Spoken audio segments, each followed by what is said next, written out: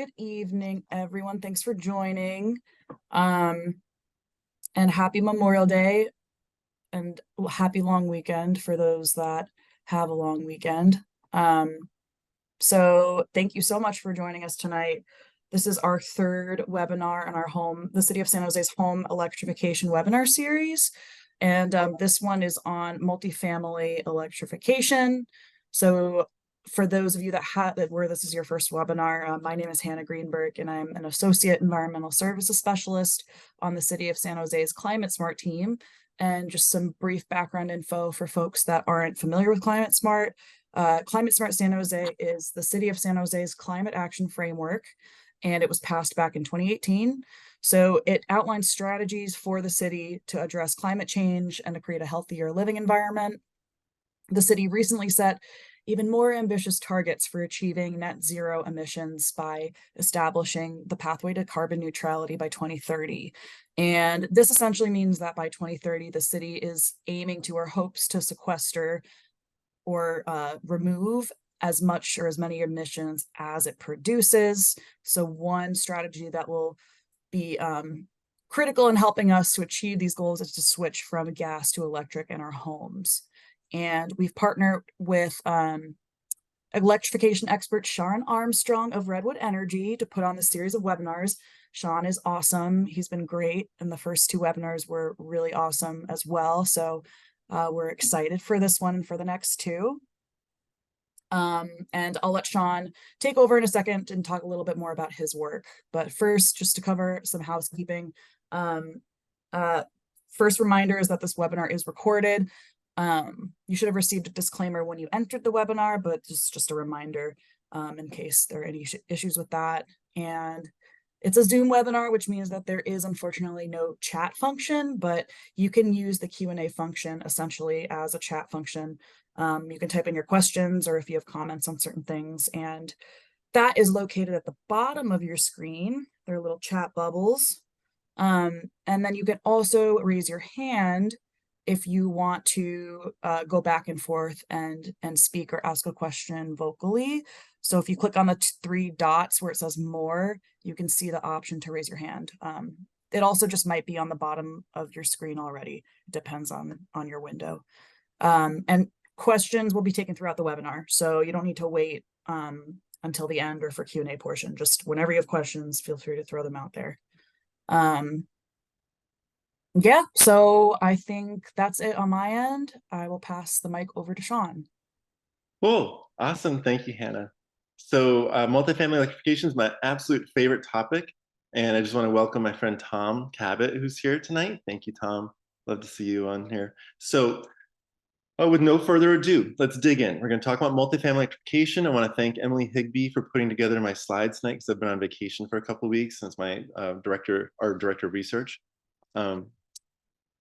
So brief introduction. For about 20-something years, I have been volunteering and working up at the Campus Center for Appropriate Technology, the last demonstration house from 1978. It's the last demonstration house in the whole country that was founded in the Carter era. And that's in the upper right-hand corner there. That's what it looked like when I was there. Then I spent a few years as a high school science teacher. I like to mention that because it's like, I'm a legit teacher, you know? And then 6 years working for an affordable housing development company, and then started one, was working for a partnership that was a multifamily affordable housing development company. And then my job was to get new grants and start our own with Danco Communities, it was called. And it's still a really prominent affordable housing developer in Northern California. And you can see that little project there on the right-hand side. I'm going to talk about it later, but this is a lovely little project in Fort Bragg that was one of the first successful zero net energy housing developments in our country. Like, you know, every single house is net positive. And since 2011, I got laid off during the Great Recession and started my own consulting gig with my partner, Michael Winkler. And slowly we've always done all electric as the only thing we wanted, or pretty much. I started declining clients in 2017 that wanted to use any gas at all because my mother-in-law died in the Tubbs fire in Santa Rosa, and that I was already radicalized. You know, I've always been committed to climate change since like 8th grade, but that made it so that I was willing to turn down work. I would say no I'm just not touching this project if it's going to be using gas. And I lost a couple of clients. And not surprisingly, those clients have come back because they are finding that they can't work in a lot of California that has gas bans. Something I'm very pleased to have been involved in starting in Berkeley. So on the bottom right hand, you can see that cool big development. I just met with that client and they're starting construction in a couple of months. And that's here in Montgomery County. I'm in Washington, D.C. area right now. I'm visiting my best friend. And that project's cool. It's got that parking garage in the middle. It's 9 stories tall of a solar wall facing the DC Beltway because it's right on like an off-ramp. And then there's canopy solar all over the roof. So that's one of my best projects. And now if you want to learn, and you're not going to get everything here tonight, let's face it, right? So we have 6 booklets that are designed to be readable. That's our goal, so you actually wouldn't suffer reading them. And it's on single family, multifamily, commercial, and also on retrofits. We've done a lot of work on retrofits and cold climates. California doesn't have many cold climates, just climate zone 16, like Truckee and Lake Tahoe and such. So we wrote that with Michigan, for a Michigan utility. Now, those are the books, they're online. I'm gonna just dig in here now. Quick little story time. This is about the history of electrification. So in 1935, that was when the Rural Electrification Administration has begun because 90% of people that lived in rural areas had no electricity.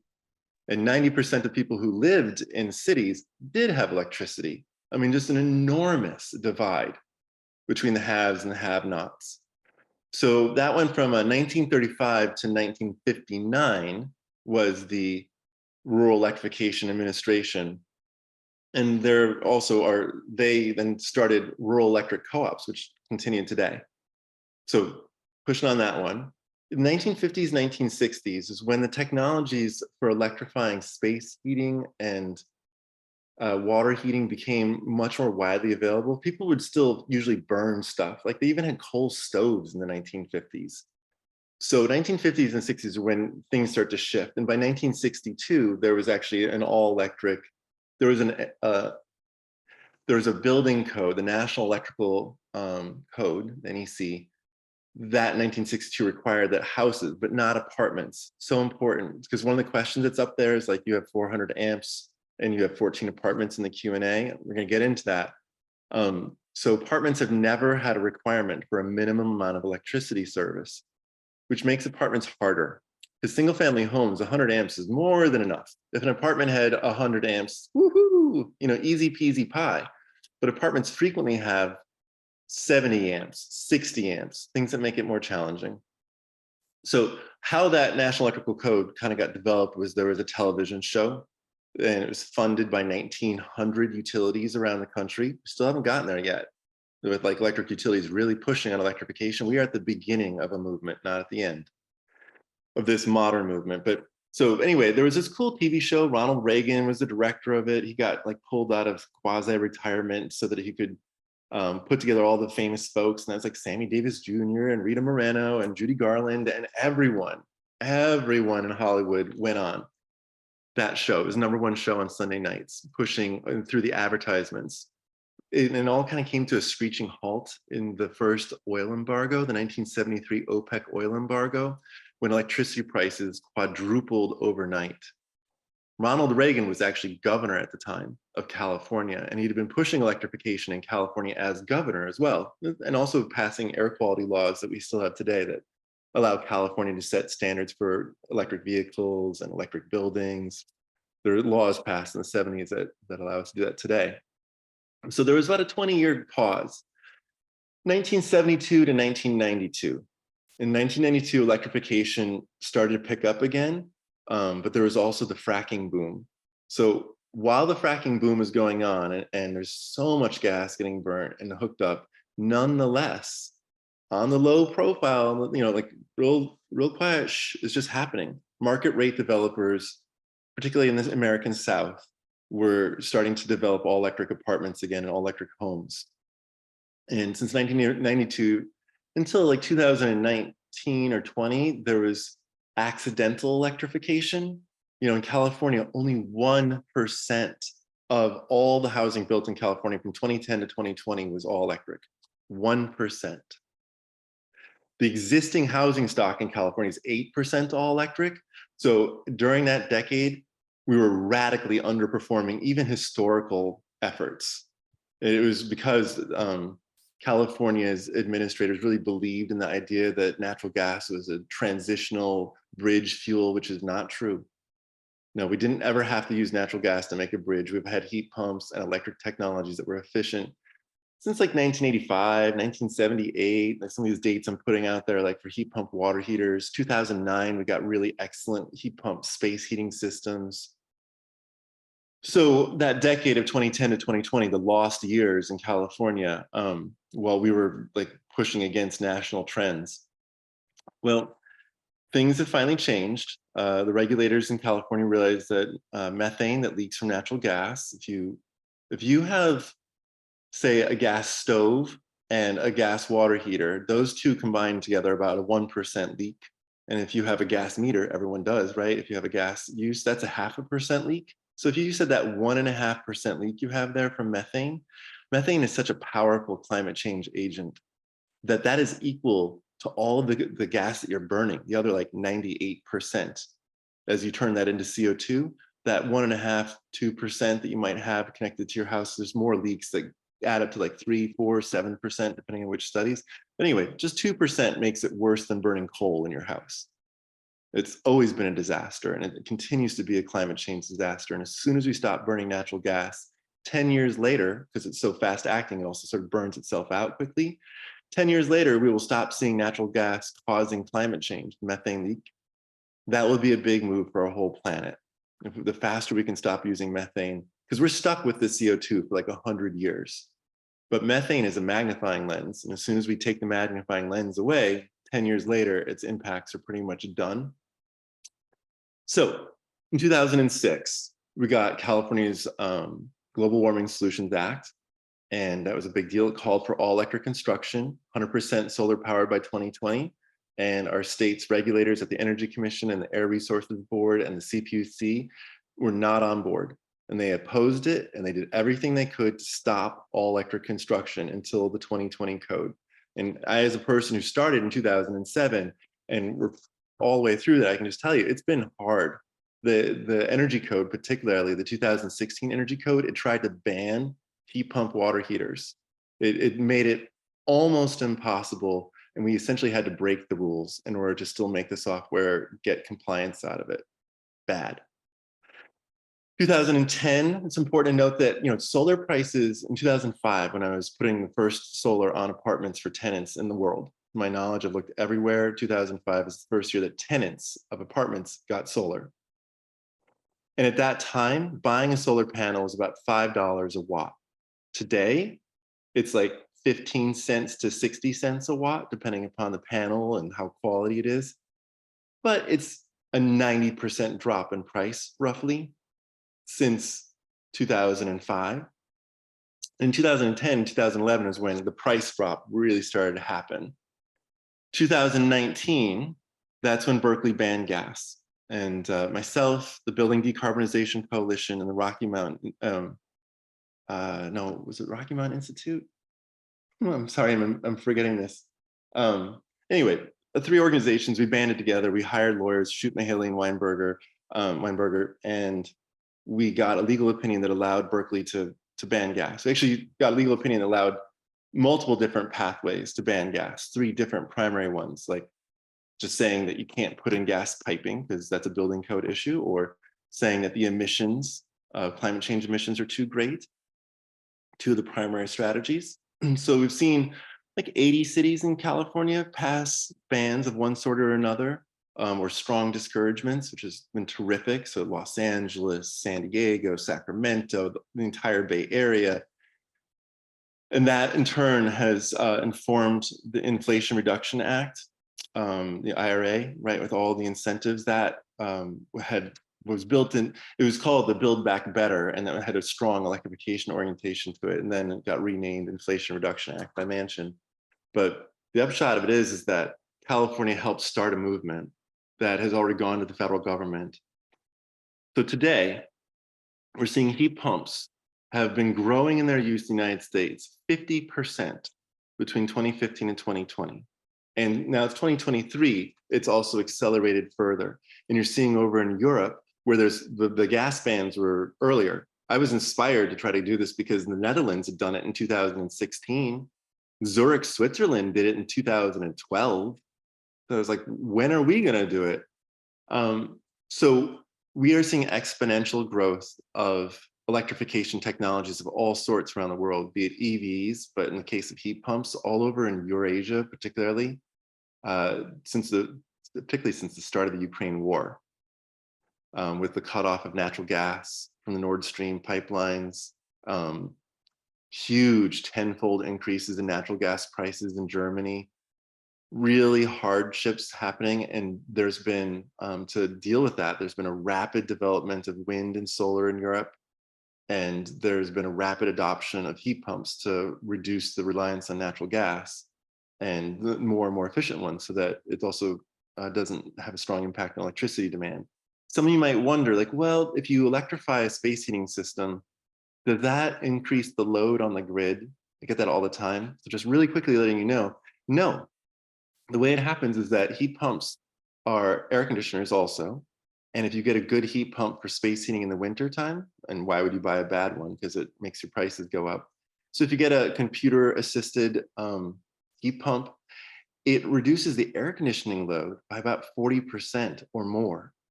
And that's the peak problem that we have. And as you're replacing air conditioners that are old fashioned, like SEER 12, maybe SEER 14, with SEER 20 up to SEER 40, that is how Sacramento has documented really dramatic reductions of the summer peak in all electric homes. Ta-da!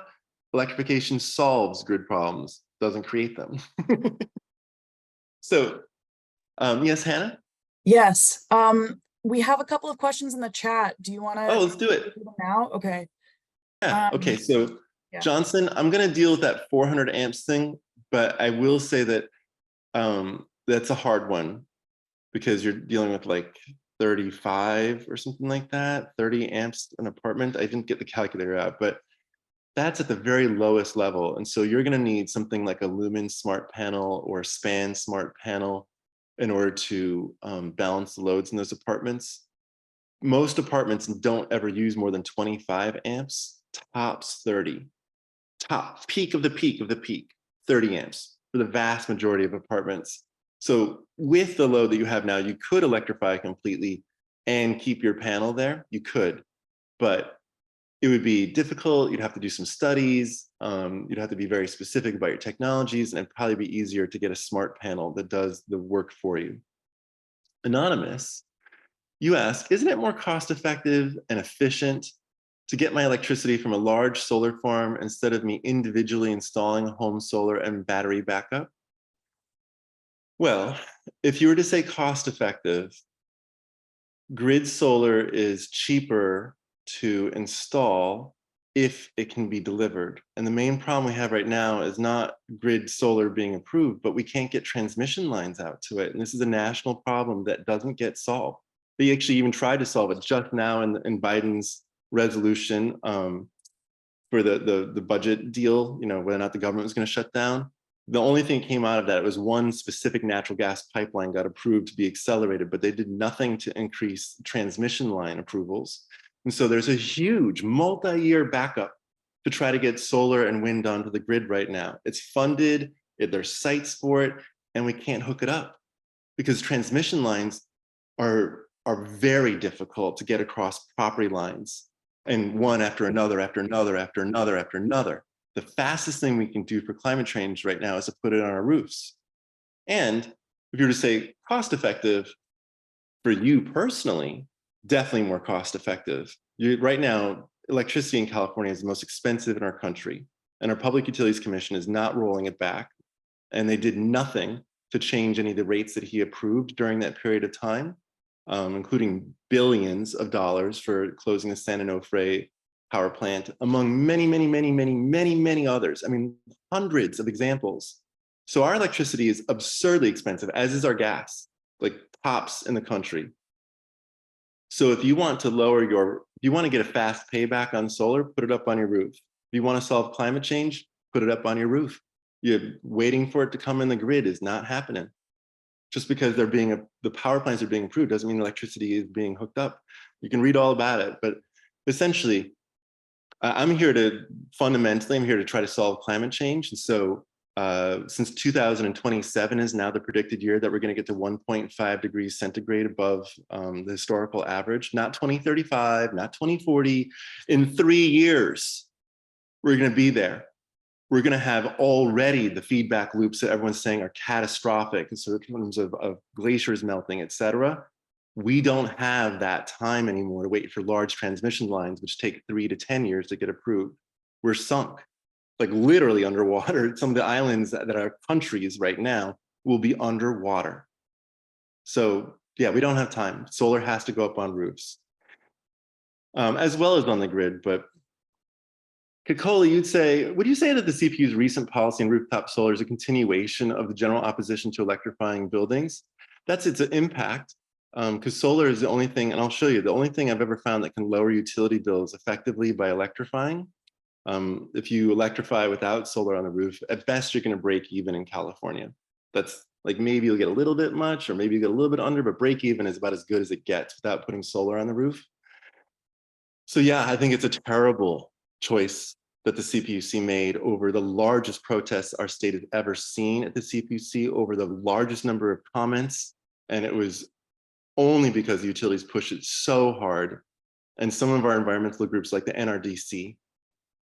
So yeah, the CPUC, I think, is not a great place to get work done. I think that the legislature is. Secret Agent Man, you say, what about rooftop solar in the condo environment, dealing with homeowners associations?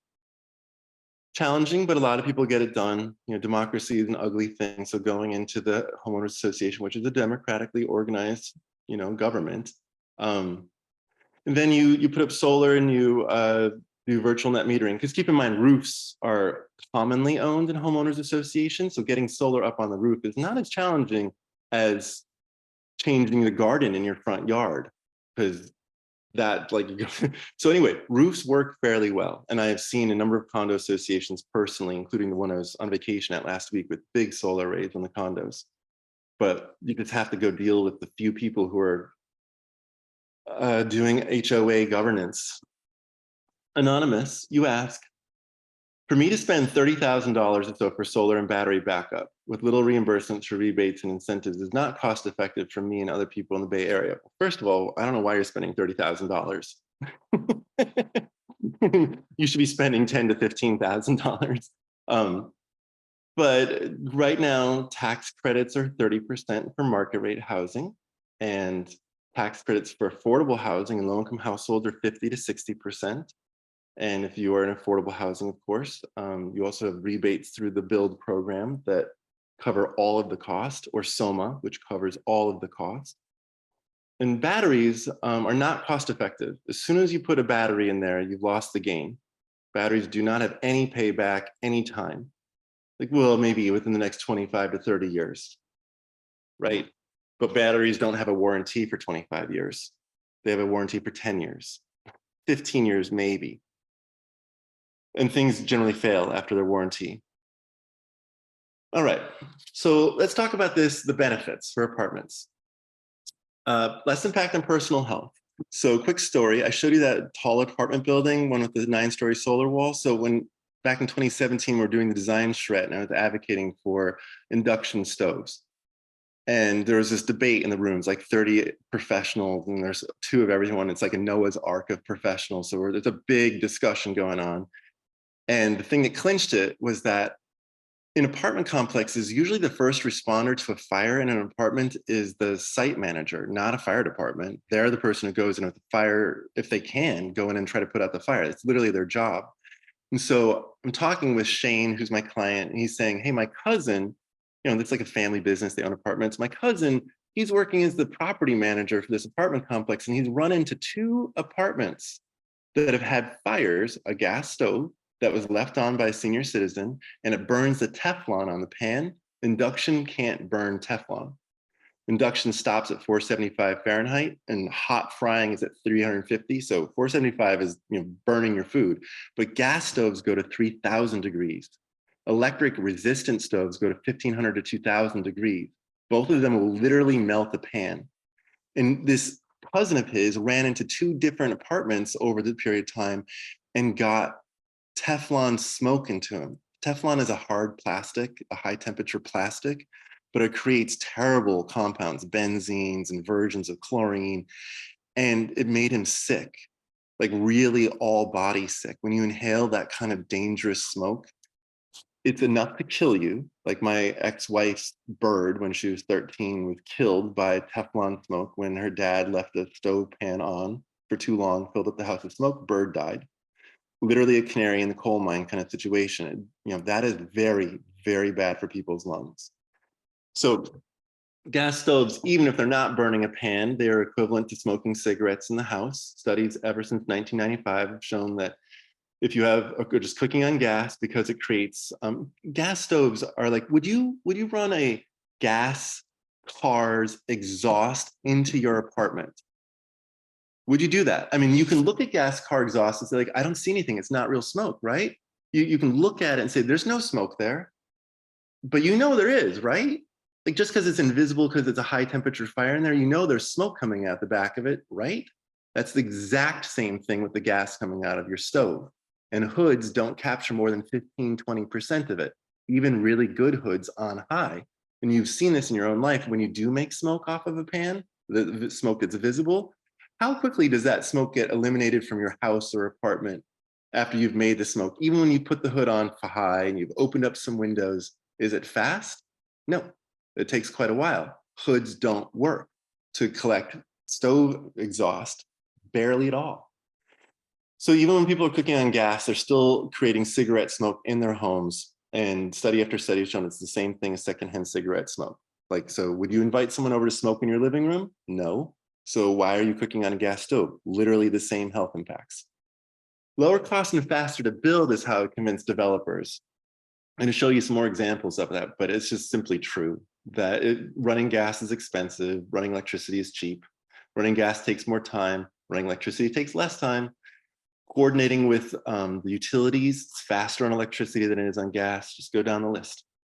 And then, of course, if you're running electricity, you can put solar on the roof. That is the other clincher that I'll show you in a few minutes here, because solar doesn't offset gas, but it offsets electricity. And solar is essentially the cheapest form of electricity that you can buy right now, cheaper than the grid in most of our country. Last is improved tenant comfort. Heat pumps, everyone talks about this. Once you put in a heat pump in your house becomes more evenly heated, because gas furnaces have to turn on and off, on and off, on and off, on and off 3 to 8 times an hour so they don't melt themselves. I mentioned how gas gets to 3000 plus degrees, and it'll literally melt the metal equipment that it's in, steel and such, and start warping it and deforming it. You have to turn it off periodically, and it creates drafts and noise, because when it turns on, it has to blast heat. So the fan is significantly faster and noisier. I mentioned induction's faster, easier, clean, comfortable. But the heat pumps, I loved putting a heat pump into my house, because my whole house is warm and everyone would come over and comment on how warm my house was. And it was because the heat pump just operates continuously at a low speed and just permeates the house with warmth. So very cozy. Now, this is the indoor personal health. This is data from the California Air Resources Board and from the EPA.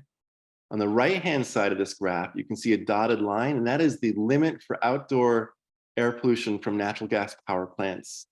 And you'll find there is literally no county in our country that is above that dotted line. Everything is 30 to 60 parts per billion. Go to the left-hand side, and you can see that's what one dish being cooked on an electric stove might do. Whoop, I didn't mean to do that, sorry. If you cook one dish, just one thing, like fry an egg, then you were already above the legal threshold that would make a gas power plant have to shut off. But that's what you're doing inside your own house. You have dirtier air in your own house after cooking a dish on gas than anywhere outside in the country. And once you actually cook a whole meal for your family, this is when it becomes secondhand cigarette smoke level. Oven cleaning, not done very often, but a very bad idea to be done with gas.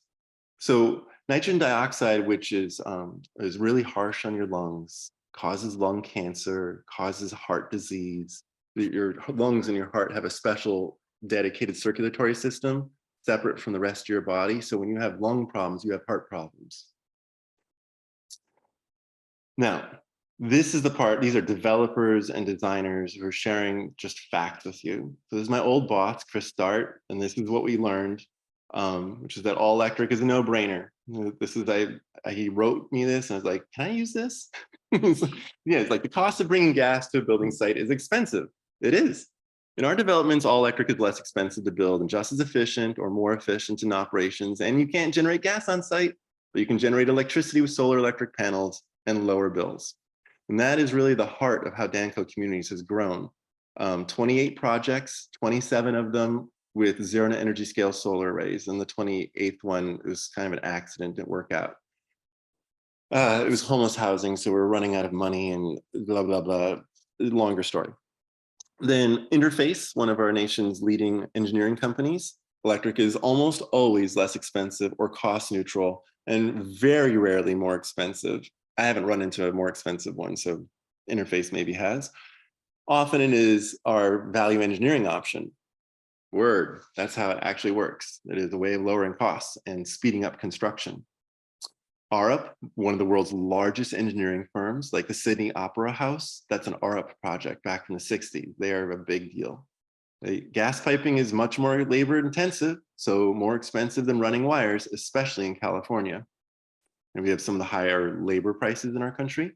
So the cost of running gas really shows up in California.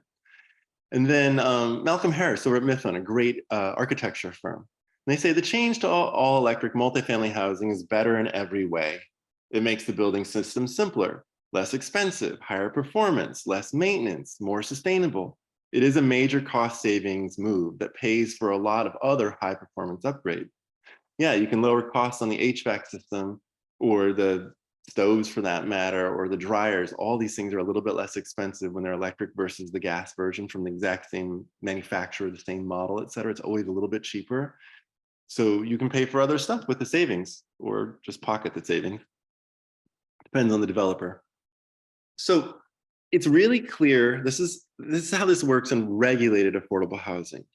On the left-hand side, in affordable housing, you cannot pay more than 30% of your income for both utilities and rent.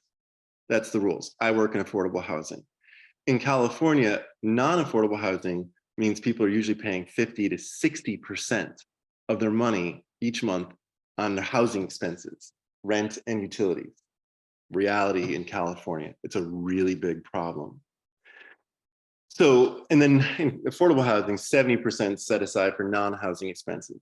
So look at these two pie charts. So the owner of an apartment complex, their business is collecting rent. You don't make money off of laundry machines. There's no other real money to make. It's rent. That's the entire business. And if you can't charge as much rent because you have to reserve some money for utility bills, and there's a corollary to that in market rate housing. It's not as obvious, but basically market rate developers also know that there is a cap on what the market can bear, and there's a relationship there with utility bills. So this is like a standard one, 50 bucks for gas, 50 bucks for electricity. And what we do in affordable housing is get that utility bill down to 10 bucks. And then the rent goes up without increasing their housing expenses. And not only do they get more rent, the tenant's exposure to high utility bills, which sends them to those short-term loans, those payday loans. Payday loans charge 400% interest. I didn't say 4%, I said 400% interest in a year. And it takes people usually 6 months to pay out. That's the average, it's a 6-month payback. If you take a payday loan, 6 months later, so you're paying 200% over the course of those 6 months. And that drives people into homelessness. The homelessness, it's like the second leading cause of homelessness for single men. It's the 6th leading cause of homelessness for families. Utility bills and getting your utilities shut off, your electricity, your water, your gas. drives people onto the streets because you can't live in an apartment that doesn't have utilities on. So in our state, where we have a serious housing crisis, we have half of the nation's homeless people in our state only. This is a big deal to reduce people's exposure to high utility bills in the summer and in the winter when energy bills go up. You put solar on the roof, and even if their rent went up and their utility bills went down, what you're not appreciating is that it also prevents people from having to make choices between dental visits and school clothes and paying utilities in the summertime, or Christmas presents and paying utility bills in the wintertime. Real stuff. So the reduction of exposure as well as the reduction of the total bill are two different interrelated important things. So I'm just going to give a couple cool little examples. This, protecting them from large seasonal bills. So this project on the left-hand side, overall, the whole project is 52% offset with solar panels. You call it 52% net zero energy by design. But in the real world, there's highly variable energy use between apartments that are identically sized with the same number of people, the same income in there. So 6 households there are net positive. Their solar arrays, while hypothetically on average are only 50% of the offset, they have low energy use. And so there's 6 households that are net positive. 32 of them are still net negative. But once again, less exposure to problems. On the right-hand side, this is the first successfully 100% solar offset apartments in our country. It was done in 2012 up in Arcata, California, where I live.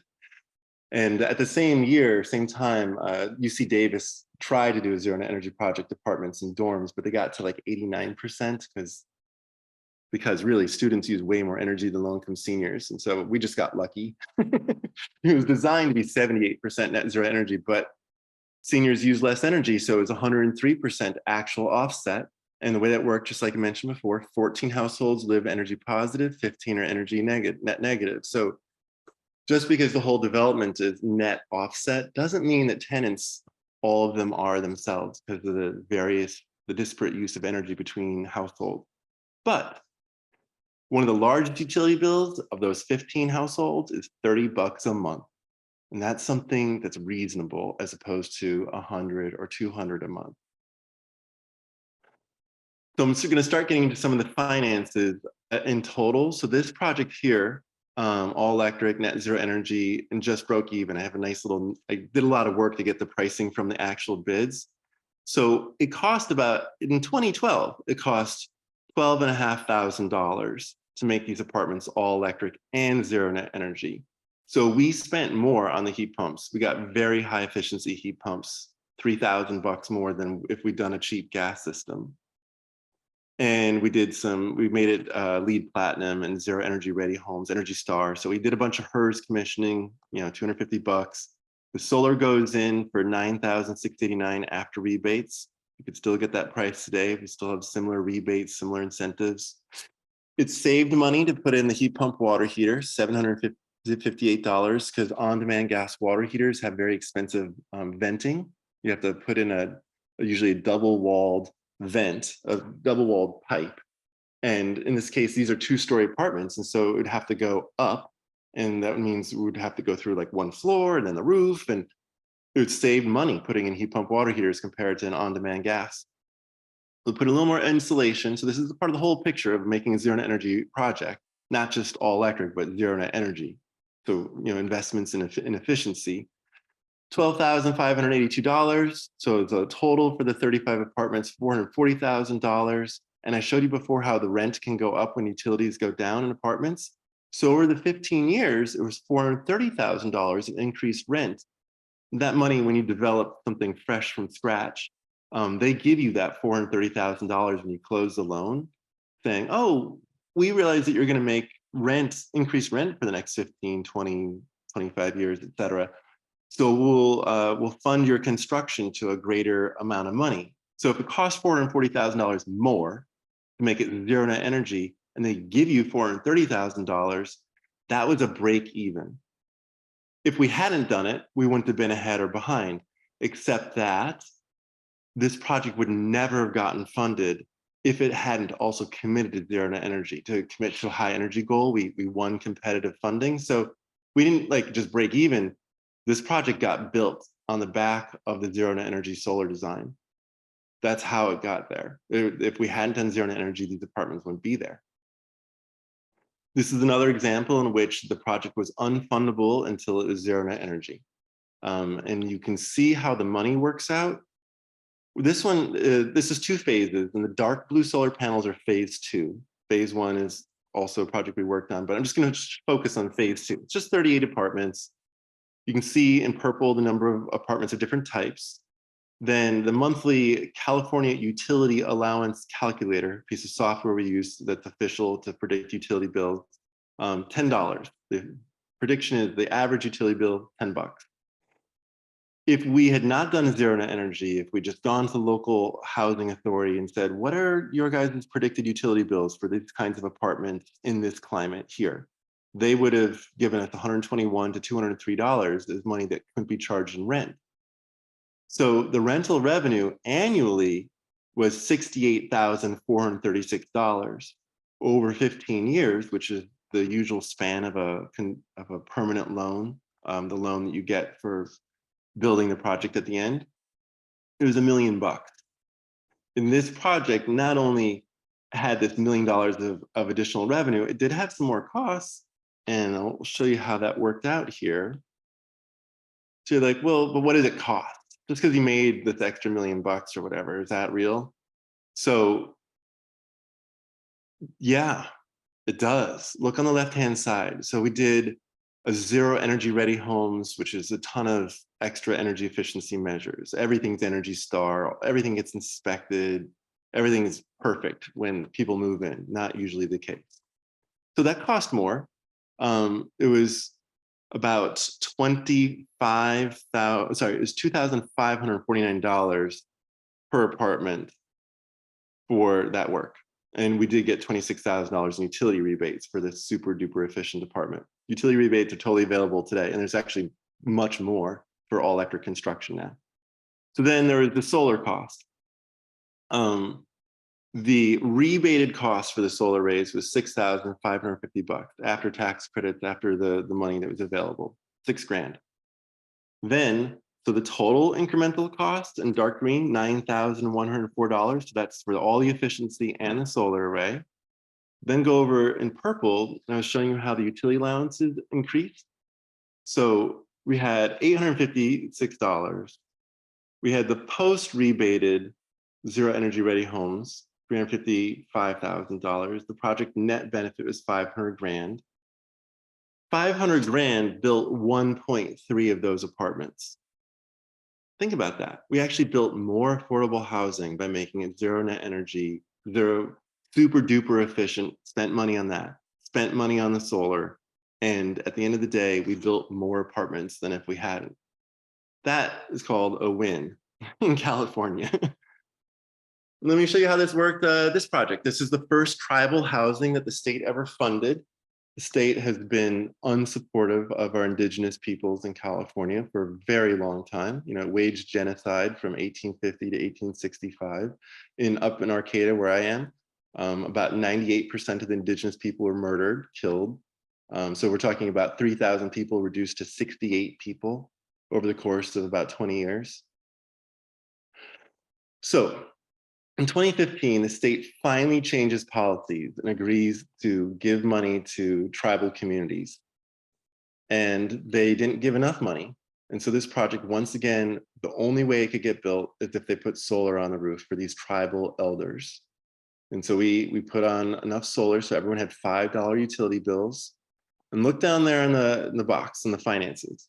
If we'd put in a really high efficiency propane system, plus the normal electricity, would have had electric bill of $28, propane bill of $51, total bill of $79. If we'd done it all electric, but no solar, the utility bills would have been $59. Propane's very expensive. And we got it down to $5. And you can see in black and white that the opening ceremony in 2015, note that there's no landscaping. Can you see that? There's not a single plant like around them. That's because this project, but there is solar on the roofs. This project could not be built without the solar. So it had to cut corners elsewhere. An anonymous attendee, you're asking, that project you're just talking about, did they install battery backup? No, hell no. Battery backup is a luxury for the rich. Right now, it's become code for multifamily housing. Utilities don't put nearly as much battery on housing as single family homeowners. Just to be clear, like the nation's leaders in putting up solar were single family homeowners starting in 2000, and the utilities didn't even catch up with single family homeowners and apartments until like 2014 or 15 when they finally got off the stick and started putting solar on. And the same thing with batteries. I lived in a battery powered house in 1999, and there was no batteries on the grid at that time. But there was a 30-year-old industry up in Arcade and Humboldt County for putting batteries in off-grid homes. And we continue to see this. Utilities have allowed single family homeowners to lead the way. But batteries are expensive, they're not cost effective, and I don't consider them a part of multifamily development. The code mandated batteries that are on now for apartments, those batteries aren't allowed to be used for tenants. They don't help tenants out in resiliency moments at all. The batteries that are required for multifamily are for the grid, not the utilities. No, the utilities aren't putting in the batteries. The low-income housing developers are putting in batteries to serve the grids with their low-income housing development budget. That's how the world is right now. It irks me that low-income housing has to put in batteries that the grid won't. So that's my thoughts on batteries. I just want to show you, like, what do these things cost? This is a 100 amp house. Each of these are 100 amp houses. It was about 16 grand. We put inducted heat pumps, a heat pump water heater, and this is a glass top electric resistant stove. Electric coil stoves are so hard to clean. They suck. Everyone knows they suck, and they're kind of dangerous because the coils, you can touch them and get hurt. So put $100 on the stove and get some glass on top of it for safety, for easy cleaning, for durability. That's how you do it. So I mentioned this project earlier. This is another cute little project, right? So these are 100 amp homes. And I'm raising this issue of 100 amps just to, it's an important thing. How much power is delivered? Amperage is the instantaneous power. It's not the energy used over time. It's right now I turn on a heavy duty motor and it takes a big surge of electricity through the grid, and you have to have wires that are big enough to the house so the wire doesn't get hot from electrical friction, essentially. So anyway, these are 100 amp homes. This case, we had ductless mini split. So this previous one is like 16,000. These are essentially identical homes, just in a different spot, but these are $11,000 homes because we did ductless heat pumps. Ductless, ducts cost more. Ductless, these little, they're called fan coils. People call them heads. They have all sorts of different names, but the things that stick on the wall, those things are cheaper to install usually than a ducted system. And then heat pump water heaters there on the right. You notice how it's got a little, little blob thing. It looks like a little robot, R2D2 or something. The thing on the top, that's a tiny air conditioner. It's about twice as big as the air conditioner that's in your refrigerator. So does make cool air, and people frequently put them in closets to make them, because they also make noise. They're like the sound of a dryer or like a loud refrigerator, or dishwasher, like an old-fashioned dishwasher. They make some noise because there's a fan in there. So it's important to either put them someplace where no one's bothered, like the garage or whatever. It's, put it next to the refrigerator, put it next to the dryer. No one cares about those noises. But if you put them inside your residence, which is a good idea for energy reasons, but if you do that, you should put it in an acoustically isolated closet. Like, do the thing you do for a washing machine. Put it on a rubber pad so it doesn't shake things. Do what you do if you had a dryer, right? People put dryers in closets and they close the door.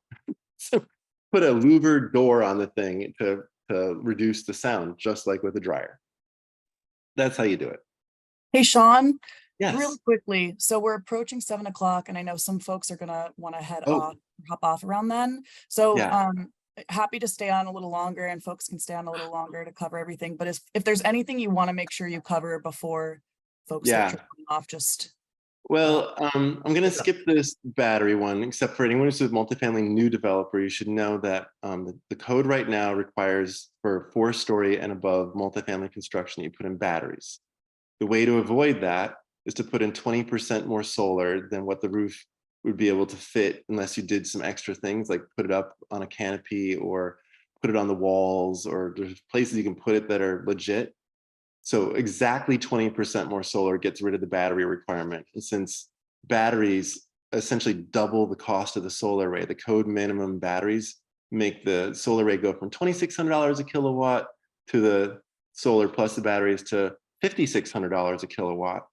And if you put up a little more advanced solar array, the price for the solar is like 3,000 or 3,200, the stuff that goes on a canopy or such, but it's not 5,600.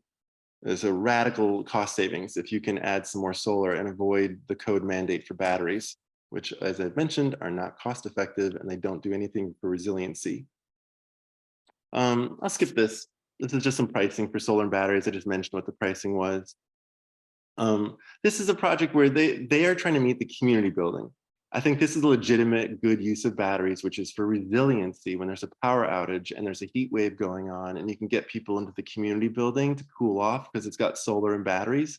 And solar and batteries for resiliency, you can get that going essentially 99% of the year. If you have a large enough solar array, you can take buildings off grid in California with about 3 times as much solar as you'd need to offset their energy use over a year, because you're dealing with wintertime and not having much energy. So this is, I think, a good example. Kakoli, you're welcome. I'm glad this is working for you. Tom, you have that comment there, amps are proportional to power. People should read that one because it's just a little helpful detail there. And Adam, you say, what size circuits are you using for the heat pump equipment in these 100 amp homes? I'm curious what equipment makes it fit. Ductless mini splits, and essentially any heat pump that has a computer in it, which are the ones that are qualified for most rebates and incentives. They have a computer in it, which is SEER 19. If you get a SEER 19 heat pump, that means it has a computer in it. And those take about 15 to 20, maybe 25 amps, but in an apartment, it would take more in the range of 15 to 20 amps of circuit breaker capacity. Okay, to answer that question. Okay, so this is, I want to finish on this slide. I want you guys to see, if you own an apartment right now, you own a rental or something like that, this is the cheapest thing you could do that's still good. So from left to right, you'd get 2 countertop induction ranges. This is the one I cook on. Drink Pods, True Induction, they're 140 bucks and they're great. They're quiet, they do load balancing, they boil water twice as fast as a gas stove can. And then this is my oven, because I did it the cheap way. This fits a turkey in there. Oster sells an extra large capacity convection oven. They're terrific. This is the strategy. Most of my staff have one of these heat pumps now. I've been purchasing them with company money to help people electrify, and they get air conditioning and space heating. In Toshiba, and well, Midea, MIDEA, these are, it's called ultra quiet high efficiency. And these mobile heat pumps, while not being awesome heat pumps, these are the most awesome of the portable type. And they're reasonably quiet. Like Maria, my staff person, can nurse her baby right next to that heat pump when it's in air conditioning mode in the summertime down in Los Angeles, and it's not loud enough to wake the baby. So they're reasonably quiet. And each one of these can, if you had like an apartment, you'd probably put 2 to 3 of them into the apartment to make sure that there was enough heating and cooling going on. They're 600 bucks a pop. This water heater, this one has got a 120 volt and it uses only 500 to 900 watts, more close to 500 watts, meaning you can plug it in anywhere. It uses less energy than a hair dryer on low. Hair dryers on low are 800, 900 watts, 1200 watts. This thing is 500, 450 watts. So plug it in anywhere, makes it easy. And then combination washer dryers are usually 120 volt, plug it in anywhere, don't use much energy. They just take longer, like twice as long to dry your clothing. But it's efficient and it's cheap and easy. And so this whole package here, you can get for under $6,000 and you can electrify a residence and people would be happy with the comfort and the quality of life that they got out of it. Now, Diane Bailey, hi Diane. You say, can gas water heaters and closets be replaced with heat pumps? Yes. I mentioned earlier how if you put it in a closet inside your residence, the way to do it is to put a louver on the door, like cut a hole in the door and put a little screen there, or get a louvered door, or get a solid door, undercut the door by about 1.5 to 2 inches, and then put a hole in the wall and duct the air out into the apartment, usually at ceiling height, and put a diffuser vent on it so that it doesn't like blow on people, kind of thing. But that does the job. That is a quiet, efficient system. We've put them in apartments as small as 400 square feet without any complaints from the tenants, with them in the apartment doing 1 to 4 hours of operation per day with that air conditioner I mentioned. So it's free air conditioning for about 3 seasons of the year. And in the winter, it increases your space heating bill a little bit, but it's just not that much. Then, okay, so for those who want to stay, who are still here with me, anyone else, you can leave if you got your questions done. But I am going to show some more stuff. We're just going to putter through it. You guys can all go home, say hi to your family, etc. But anonymous attendee, you ask, do you put one of the mobile heat pumps into each room in a house? No, you don't have to. That is a luxury that makes the house more comfortable. But my business partner, Michael, quite wealthy, put in a ground source heat pump for himself about 20 years ago, and PG&E fried it with a voltage surge. So 20 years later, the circuit breaker board is busted, and he can't get anyone to come out and fix his heat pump, ground source heat pump. So I got him a couple of these, and he put in 2 into his 3-bedroom, 1,500 square foot house. And that made his house warmer and more comfortable, he said, than his ground source heat pump. Just 2 of them in a 1,500 square foot house. He has a well-insulated 1,500 square foot house. So I think if it was a less well-insulated house, you'd put in 3 or 4. But I would suggest to always put at least 2 into a whole house, so that so it just doesn't like dump warmth or cool into one room and then it slowly trickles into other rooms. And they're cheap, $600, $700 is not that expensive for like a whole house space heating system. Because if you use other systems, they're like starting at $6,000 and they top out at $25,000 to $30,000. That budget, as I showed you before, should be the whole budget for the whole house if you're doing something kind of inexpensive. But yeah, I think generally for comfort, you'd put in 1 into each bedroom and 1 into the living room would be the ideal circumstance.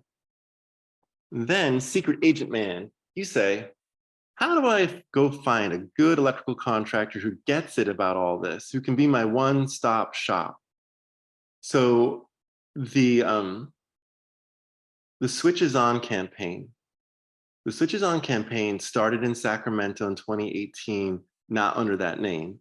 It was SMUD's, Sacramento Municipal Utility District, SMUD's program of electrifying homes on purpose with rebates that created this master list of contractors who'd had experience in Sacramento area putting in heat pumps of various types.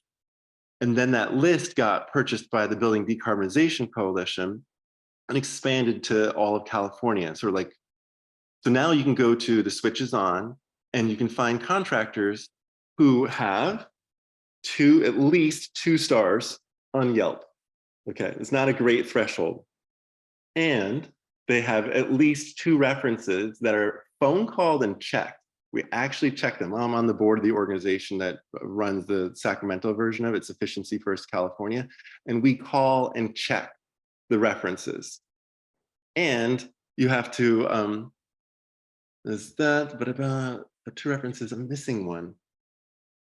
Sorry. References. Shoot. Anyway, point is that if you go to the Switches On campaign, you're going to find people on that list who've already done it. And some of them are one-stop shops. And on the Switches On campaign, the website, you look for a contractor, find a contractor. And wherever you are in California, it'll show people who are near you who have done it already, because you can't be on the database until you've actually done a project. And some of them list they all list all the services. And some of them will just say, I only do heat pumps. So if you need a heat pump, I'm for you. But if you want your stove put in, You go to one of the other companies that say, I do stoves, I do swimming pools, I do water heaters, I do solar. And there's a diversity of companies out there that offer more services and less services. So if you want a one-stop shop, they exist. They're all over the place in California and growing all the time. But that's a subset of a subset. You're welcome, Secret Agent Man. Okay, so I answered that live. I'm gonna say done on that. I'm gonna be done on anonymous attendee. Thank you, Tom. So here, these are the range of heat pump water heaters that are out there. Stiebel Eltron started in 1985. It's kind of the premier best of the heat pump water heaters of that type. Rheem, maybe the biggest, most widely accepted of them, but they had problems with fan noises during the recession, or sorry, during the COVID crisis. It was insanely difficult to get fans for everyone who's doing heat pumps. And Rheem, unfortunately, really ruined the reputation for a year or two with their Generation 5 heat pump water heaters having much noisier fans because they couldn't get good fans. That problem is over now, but you can go online and still hear people talking smack about Rheem and their noisy fans. A.O. Smith did not have that problem for whatever reason. Great heat pump water heater company, less options, but still a great company. And Bradford White, kind of less expensive, a little more noisy, not quite as efficient usually, but commonly used, great product. And then on the far left, the one I skipped there, that's for people who have like gigantic eggshell bathtubs, like a huge hot water demand, because they're made in Japan for people's houses where you first take a shower and then you everyone shares a 150-gallon like swimming pool. It's a very big bathtub. So these large volume cold climate CO2 refrigerant, those are all words basically saying this thing can work in any temperature. You put it outside in any climate and it produces 4 times as much hot water as the other 4 products to the right, because you can see it has that box right below the tank. That box is a 15,000 BTU heat pump water heater, as opposed to the other ones are all like 4,000 BTUs. So it's a bigger fan. It's all about the fan at the end of the day. Has a bigger fan. So those are your options for small. And I wanted to show you how the heat pump water heaters on average in our country are dramatically less expensive to operate than even the most efficient gas water heaters. California is the exception to the rule because our CPUC has done a very poor job of controlling energy costs. So on the right-hand side, the lowest price you can get is $225 in a year for running your gas water heater for the most efficient ones I could find. On the left-hand side is the bill for the heat pump water heater, which is literally off the charts. The chart stops at $225 for gas and it's $161. In about 80% of our country, it is a no-brainer to put in a heat pump water heater versus gas. In some states, Wisconsin, my home state, one of them, very disappointingly, it's actually more expensive generally to put in a heat pump water heater than putting in gas. And that's about as bad as it gets. Actually, Wisconsin is one of the most upside down states on pricing for gas versus electricity, because there's a huge amount of fracking done there and policies and blah, blah, blah. Anyway, heat pump water heaters are generally a cost savings measure nationwide, and they're break even in California. Now I see a question here. Adam, you said, I put in a 66-gallon A.O. Smith last year in my garage. It's very noisy. I'd never want it in a closet at my home. It's fine in the garage though. Fair. They have fans, and fans make noise, and their fans, they have a pump also, which makes some noise too. And what I can say is that we've put them into lots of apartments in the residence in an acoustically, like we put in insulation in the closet, even though it's not like an outside closet, it's an inside closet, but the insulation is to make it quieter. And we put it on a rubber pad and we close the door and they're fine. And so I think that your experience is totally true and factual. And I'd say also my experience is that you can do it differently. It's not a be all end all. Like you can put them in residences, you just have to do some extra work so it's quiet. Like just like if you had a dryer. At least that's been my experience. I'm not saying your experience isn't also true. Here is an example of using those small heat pump water heaters I showed you, the Sandins, the CO2 ones, the ones that are 4 times as much heat production. Well, they for quite a while in California, in our nation, were the only really awesome heat pump water heaters. And so people would put them in like this, a whole bunch of them to take on a whole apartment building. And so they would put heat pumps in and they put solar up on the roof. This is how we do it. And then that's sort of like combined heat and power. Combined heat and power is a phrase that's often used with gas, where you burn gas and you make water and you have a generator going at the same time off the gas. And so you're making electricity and you're making hot water. Very inefficient system, by the way.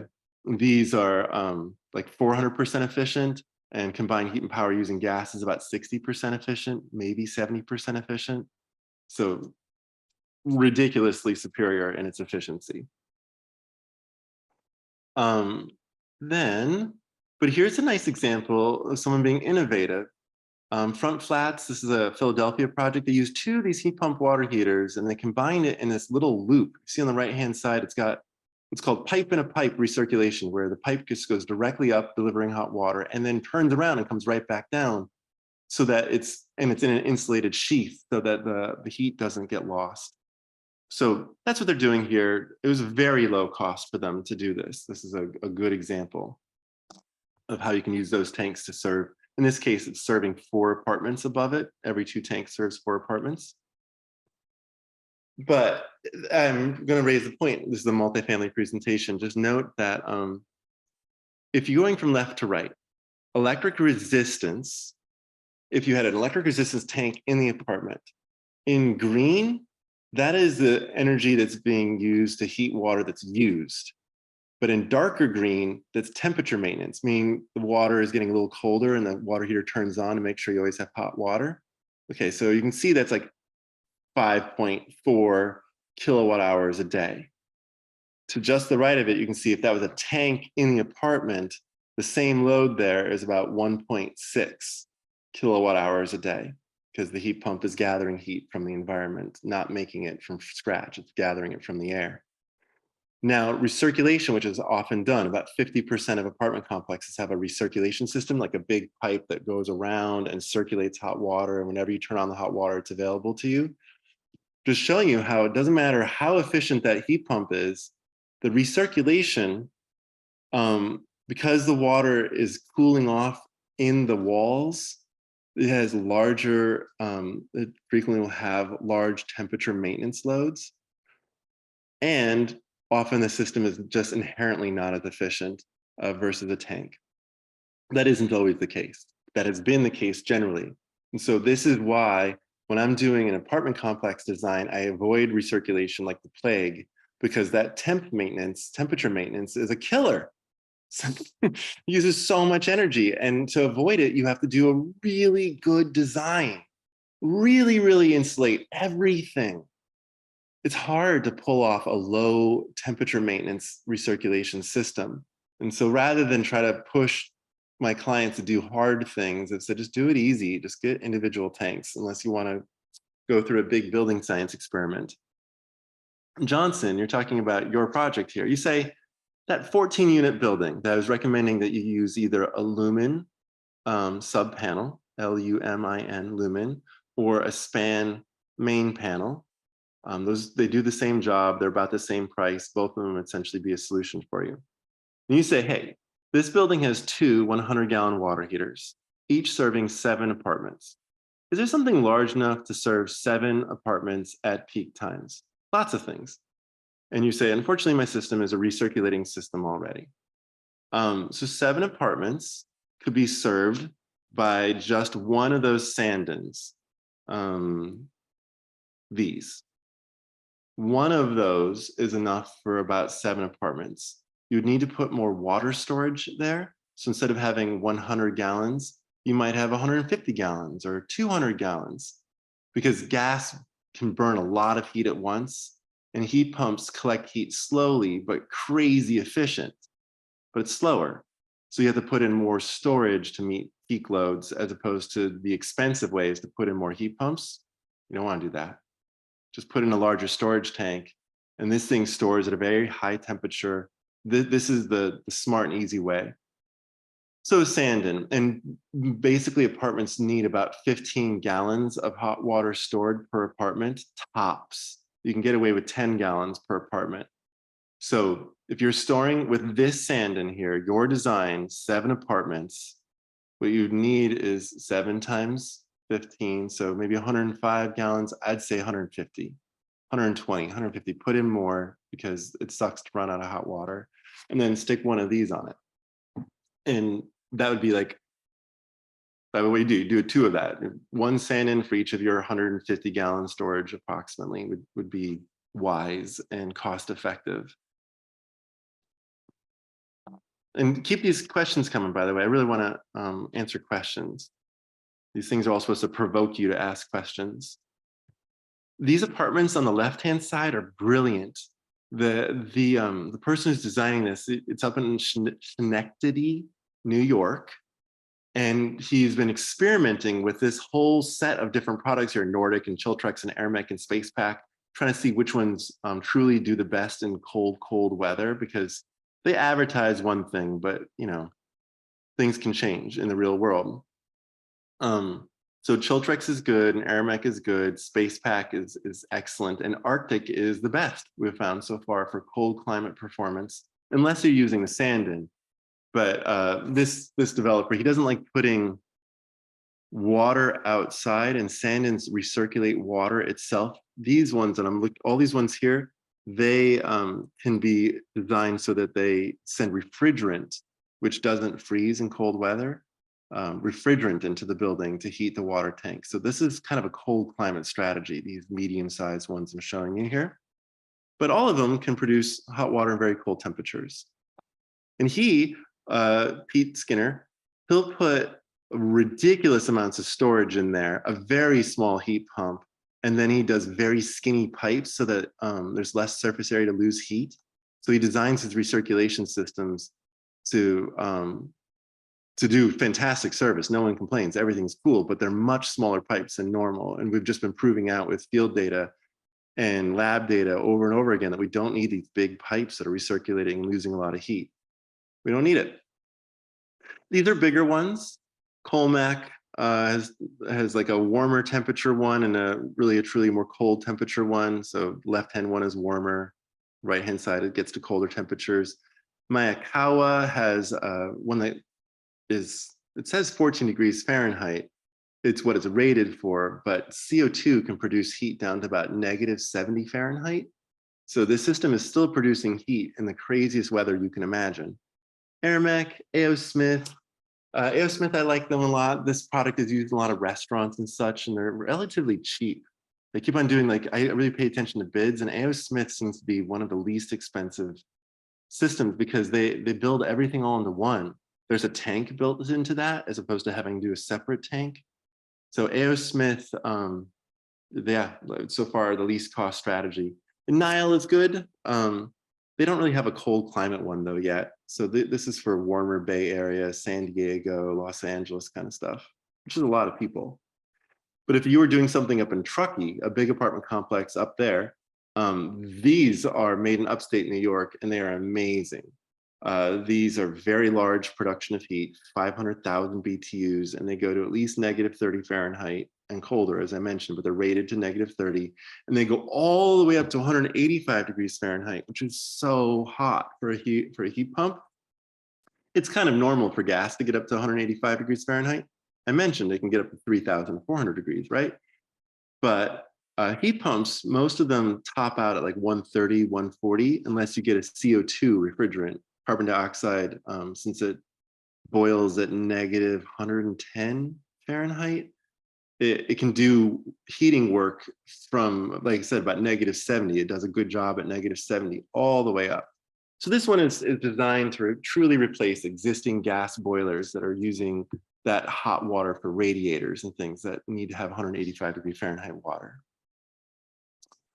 This is Colmax being used up in a basement since it's warm downstairs, like in 2 stories, 3 stories down in the ground. So these are, while not cold, they're warmer temperature heat pumps, but they're well designed because they're in the right place in the building. I just want to show you that HVAC efficiency. I make this point, like the best gas furnace is a 97% efficient gas furnace, and it can't get better. The worst heat pump that's doing space heating is 240% efficient. One of the best ones we get in the United States now, 420%. There's actually like 450%. And in Japan, you can get just the very, very, very most efficient ones are now 720% efficient. So 1 unit of electricity gets 7.2 units of heat, equivalent of electricity into the apartment. How are we doing on time? What are we at right now, Hannah? Since I'm We're doing at I can't see. 7:25, just Oh, about 7:24. okay. Well, you guys are all still here, but the upshot, I'm just gonna do this real quick. The heat pumps can operate at any temperature. These are all examples, different strategies. There are ones that do heat recovery built in line, served to the Minotaur. And then this one on the far left, the VHP 2.0 by Efoca. These are products that not only do space heating and space cooling, but they also do fresh air ventilation. And then they'll even pull heat with the heat pump from the exhaust air. So you see how it says in bold, no lowest temperature? Because it's pulling heat from the exhaust. It doesn't matter how cold it is outside, this thing is still doing heating by making sure you're not blowing heat out. Same thing as these. These are kind of cheap apartment style heat pumps, $1,000 to $3,000 per zone, per product. And I mentioned before, this is the Medea, also the Toshiba. This is the least expensive one, but it doesn't do heating below like 25 degrees Fahrenheit. I'm working with Efoca, that company that's mentioned, to try to get one that looks just like this, but works at like -5 Fahrenheit and such, but it doesn't exist yet. Mini splits, just want you to see, like they usually start, in most of California, they're $6,000 to start. In a rural part of California, and only about 10% of Californians live in rural California, so it's not too many people we're talking about, but it's closer to $5,000, unless you're in like an expensive city, and it's $6,000. And then $3,500 per, you can do one zone for $6,000. And then if you're gonna do two zones, like two fan coils on the wall, it's $3,500 for more than one. It's like the second one is $3,500. The third one is $3,500 additional. And these are all different examples of how the heat can be distributed. It can be on the wall, wall mounted. It can be floor mounted. It can be on the ceiling. It can be, once again, sort of a floor mounted. You can have it ducted, slim ducts it says there, and then you can see how they have little cassettes that are set up into the ceiling. So you can do these heat pumps on the left-hand side, that rectangular one, that can go, it can be matched with almost any kind of fan coil. Bigger systems, because they have ductwork, cost more money.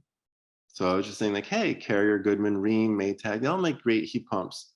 But if you do ductwork, the cost of putting in ducts is usually more expensive than ductless. And that's been proven worldwide. I'm not just talking here, I'm saying the entire planet does ductless heat pumps.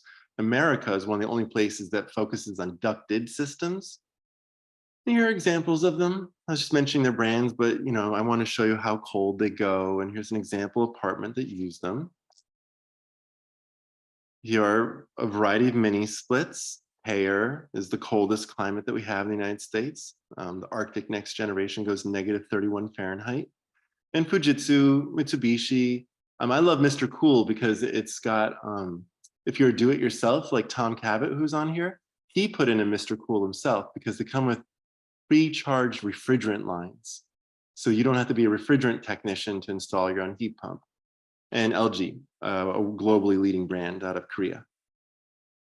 These are bigger systems and people like them, variable refrigerant flow heat pumps. They're just way more expensive because they send refrigerant down to a big box called a manifold, and the manifold costs a bunch of money to install. You have to wire it. You have to put a fire alarm or a refrigerant alarm in there in case it's leaking. You just have like a sensor, and it raises the cost to like $18,000 to $24,000 per apartment. And I mentioned before, you could be as little as $6,000 per apartment with a ductless mini split. So it's a lot more money to put in VRFs, the variable refrigerant flows, which are just bigger systems. And I'll mention again, the main thing is that they have a manifold. They deliver a lot of refrigerant to a box, and then from the box, there's a whole bunch of like an octopus of copper lines that leave that box, each one of them with their own pump.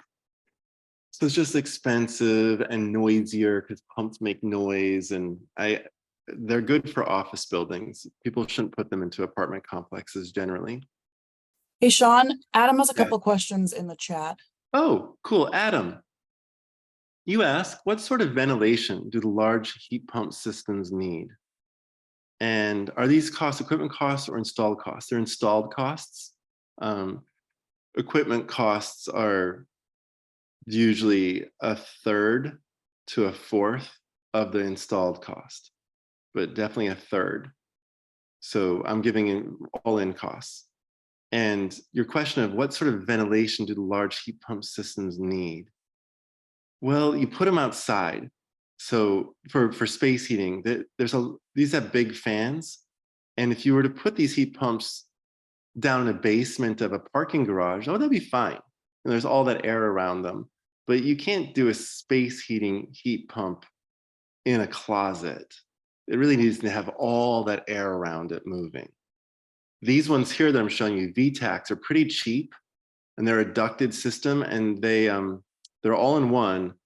And you put them on the outside wall because they have to stick out into the air. Once again, like this is a closet system. Ironically, you're asking about closets. These go into closets, but their butt, like the thing that is heating and air exchange, that has to sit outside of the envelope of the building. So you see them. You see the grill, you see the thing. Oh, and the Portland basement. I see. That was a Seattle basement, but those are heat pump water heaters, and they're in like a parking garage downstairs. So, and you could do that. I'll say it again, with a space heating system or a water heating system, that's fine. Parking garages down, like 2 floors down, 3 floors down, whatever. They are heated by the earth, and they have a lot of air moving around them. So, yeah, as long as you don't put them into a closet for space heating, and you do put these into closets, but the heat exchanging surface is outside of the closet in the open air. Ground source heat pumps, like that cool building on the left-hand side, it's a zero net energy project in Philadelphia also. Ground source heat pumps, you have to put in wells with a drill. You have to get a drilling rig there. They're more expensive. The drilling rig is what makes them expensive. And you can't really get around it. Yes, there's lots of people who've innovated less expensive drilling, but it's still drilling. This device, if it was an air source heat pump, the exact same thing would just sit on a pad in the air and do the work. And that's cheaper than getting a drilling rig to drill 100 feet down or whatever.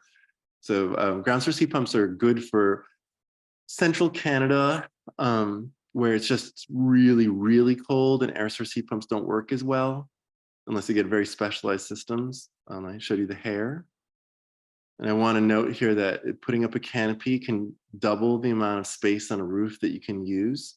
And it does raise the price, but these are real bids.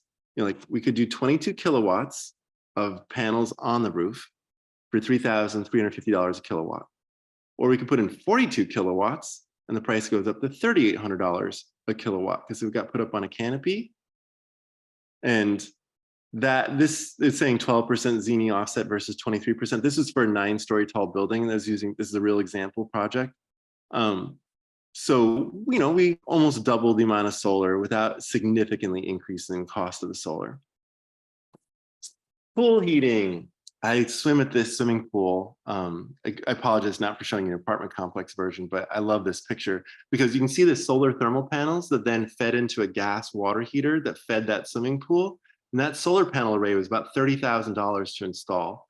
These heat pump water heaters you're looking at on the right-hand side, they cost $4,000 and they install for 10 to 12 grand. So a third as expensive as putting in the solar thermal system with a gas backup, and this does the whole job year round, crazy efficient. Swimming pools, since you're only heating the water up to like 80 degrees instead of 120, like with water heaters or hotter, the less you have to raise the temperature, the more efficient. So these are 600 to 900, even 1200% efficient in the summertime at heating. You can't get that from a solar thermal system. Oh, I mentioned before the combined condensing washer dryers. I love them. I just want to show you. This is mine. Um, they're 120 volt, plug them in anywhere. They take 2 to 3 times as long to dry the laundry, but they do it all in one load. And people frequently forget their laundry for hours anyway in the washing machine. So just use that time and get it dried. There's examples. Smaller ones, 1,200 bucks. The one I have is the biggest of them, 4.5 cubic feet, cost 900 bucks. And I want to note that the efficiency in laundry drying is not the dryer. It is the spin speed of the washer that is the most efficient way to get water out of laundry, is to spin the washer faster, which is why front loading washers are so much better at reducing the energy used for drying. Look on the left-hand side, 400 RPM to 1000 RPM, rotations per minute, versus front loaders that start at 800 and go up to 1800 RPM. And in the middle, you can see how spin speed of 800 RPM up to 1800 on the left-hand side, and you can see the residual dampness goes from 70% down to 42%. And therefore, the energy used in the dryer goes from 4 kilowatt hours down to 2.6. That's the big efficiency move, is a washing machine that gets rid of the water without having to boil the water, essentially. And just note here that the reduction in power is equal to like a level 2 EV charger. The electric resistance dryer on the left uses 7,200 watts. Same thing with a 30 miles per hour of EV charging, like EV charger on the right-hand side. And in the middle, you can see heat pump and condensing washer dryers, so they can use a lot less energy at peak. So if you get rid of an electric resistance dryer, you now have a plug that you can use for a fast EV charger. Fireplaces, mist fireplaces are awesome. I have that one on the left hand. Optimist is a great brand. Optimist, Opti with a MYST. You can look that up. Dimplex makes them, but if you type in Optimist, you get the thing you're looking for, because Dimplex makes a lot of different ones. This is the last slide. For those of you who are still with us, I just wanted to make this point, that there are electric everything. There's literally nothing, not even airplanes, not yachts, not ferries. There's nothing right now that isn't being made with electric equivalent that is quieter and more efficient. That's true for stoves, true for washers and dryers. It's true for leaf blowers. I've been in the suburbs for the last week, and then before that I was in Hawaii, and I can't believe how noisy leaf blowers are. These gas leaf blowers, you can hear them from up like 1,000 feet away. You can hear them when you're at the ocean. You can hear them over the waves. I mean, gas leaf blowers are the most obnoxious thing on the freaking planet. And an electric one is like 1/4 as loud, really quiet. There's electric snow blowers, electric fireplaces like I showed. This box there, that's where you take the car electricity and it becomes your battery for your house. That's the Decibel by Asiaco up in Canada, and Wallbox is coming out with that, and the F-150 Ford Lightning already does that, where you can power the house off the car battery. Way cheaper way to get a battery, by the way. Buy a car, roll the battery up to your house. Only use it when you need it. The rest of the time, go around and drive on it, so that the battery is not this wasted device that once or twice a year gets turned on because there's a power outage. And then on the far right-hand side, you can even see like charcoal briquette fire starters. You can just use the equivalent of a concentrated hair dryer, just plug it into any outlet and you can get a fire going. And that's it.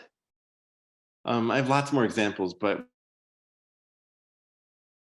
we went over time. I apologize. That's the nature of a Q&A session. So for those of y'all who are still here, thanks so much. I wish you the very best in your multifamily electrification.